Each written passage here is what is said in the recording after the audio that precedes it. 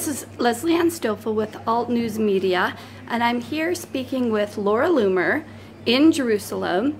And it's great to see you, Laura. Can you tell the audience a little bit about you, how you got started as a citizen journalist, what stories you're sort of known for, and then tell us what you've been doing here in Israel? Yeah, well, thanks for having me.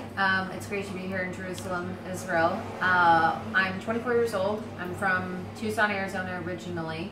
And when I finished college, well, when I was in college, I was studying broadcast journalism. And then I moved to New York and I began working with James O'Keefe with Project Veritas for about 3 years or so. And that's really where I began my career as a citizen journalist. I began working for James O'Keefe when I was a senior in college, and when I was kicked out of college for one of my undercover videos, you know, I moved to New York, like I said, full-time, and really just kind of devoted myself full-time to the undercover, investigative, conservative journalism world. And I learned a lot of my skills and really kind of perfected my art with James O'Keefe during my time at Veritas. And about a year ago, I decided to go independent. And for a little while, I worked with Rebel Media, but then I decided it wasn't for me. And I resigned, and now I am completely independent, and I've launched my own media company called Illuminate Media. And I've just been continuing my street-style guerrilla journalism, and it's a hit. A lot of people really like it, and I think it's inspiring a lot of people to become citizen journalists themselves, and really empowering the people to take back the role, as holding officials and like government leaders, politicians accountable, right? Because we need to return to a time when these elected officials or politicians fear the people, not the other way around. Right. And it's through citizen journalism that we're going to do that. Yeah. Now, David Vance, our editor here, he wanted to ask you about the Las Vegas shooting. What do you think is the real story there, or have you been able to figure that out? Well, the Las Vegas shooting, I don't think there's a single person on this planet who thinks that we're being told the full story about the Las Vegas shooting. And, through my own investigation and through my own conversations and things that I've seen when meeting with sources, there are documents and evidence that shows that there were multiple shooters and that ISIS was responsible for it. ISIS took responsibility for the attack immediately after the shooting. And, you saw the FBI say, no, ISIS wasn't responsible, but they hadn't even conducted their own investigation. Mm-hmm. And so after that, ISIS then also took responsibility again, and they continued to take responsibility, taking responsibility about 4 times. And, they also warned the people of Las Vegas that they were going to be attacking Vegas several months prior, mm-hmm. right? Mm-hmm. And they promised to attack again. And so these are things that the mainstream media isn't talking about and they're not really elaborating on. Mm-hmm. But ISIS doesn't really have a record of taking responsibility for attacks that they don't do. Mm-hmm. There have been terrorist attacks in the past where people have said, oh, I did it in the name of ISIS, or it was an ISIS attack, and ISIS has denied it and they didn't take responsibility. So I think that it's reckless and it's dangerous for the FBI and the Department of Homeland Security and these investigative agencies and LVMPD in Vegas to brush it off and say that it's not terrorism when they don't even really know what it is, right? Mm-hmm, they can't give us a motive. It's been 8 months now since the shooting and we haven't been given any answers. Mm-hmm, mm-hmm. Exactly. And we can tie this in with your visit to Jerusalem and covering the embassy dedication yesterday.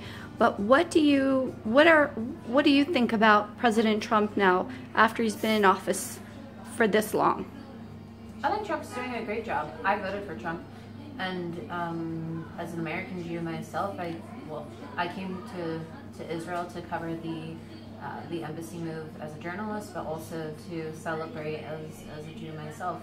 And I think that it's great that we finally have a president who actually fulfills his promises, because previous presidents like Bill Clinton, Barack Obama, others who had made promises to the Jewish people and talked about Jerusalem just for the sake of securing votes. They never fulfilled their promises, right? They just kind of campaigned on these empty hopes and promises that most, if not every previous president did prior to Trump. So regardless if people like Trump or not, they can't deny the fact that he has been the most pro-Israel, pro-Jewish, anti-terror president we've ever had.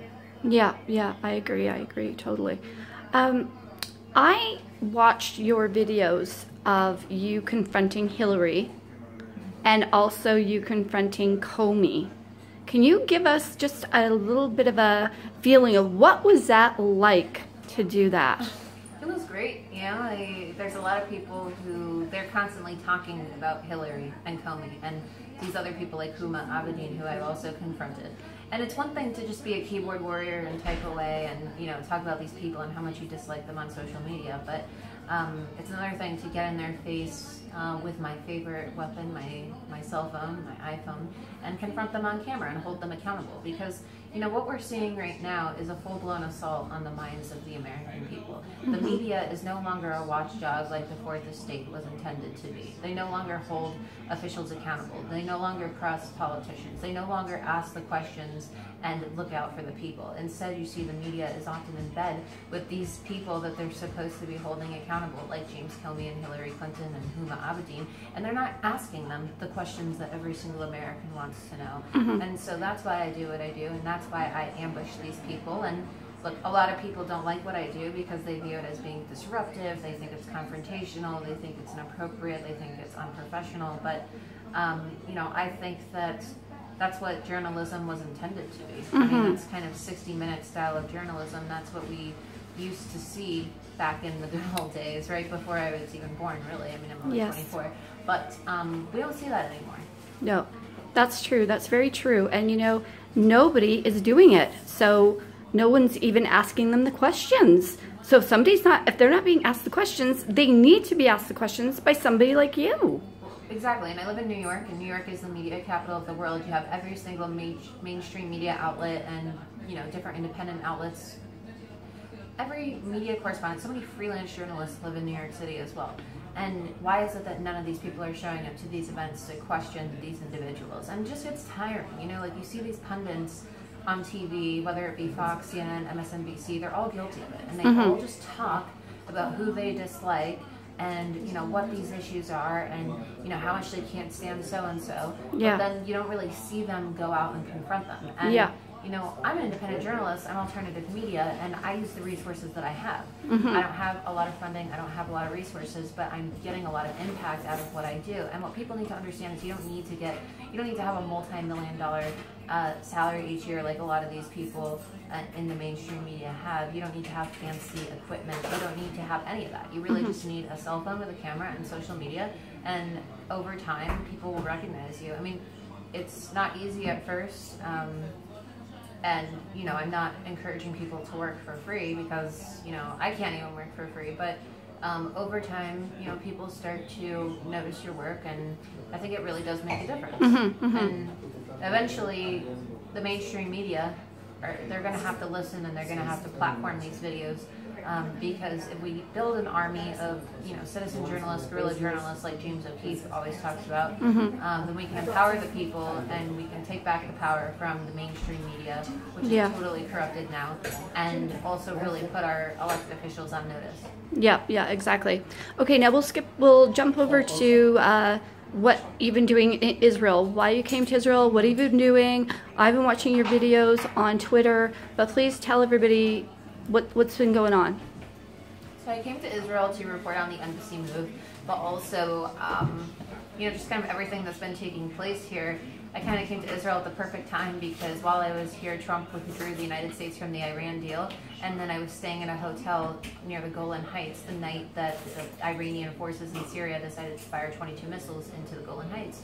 And so I could actually see it from my hotel balcony, and I could hear it. And so it was great to be able to report on that, right? Because there's so much bias towards Israel.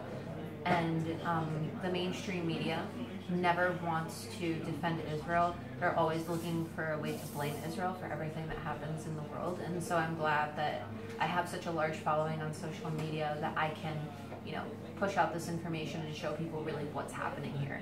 Also, too, people are only talking about what's happening in Gaza, but they're not talking about all the people who came from all around the world, right? Thousands of tourists who are here in Israel right now to celebrate the embassy move, who are pro-Trump. There's so many pro-Trump people here in Israel who are thankful for America, not just for the embassy move, but also for Trump withdrawing the U.S. from the Iran deal, because, Iran wants to commit a nuclear holocaust against the Jews and against Israel.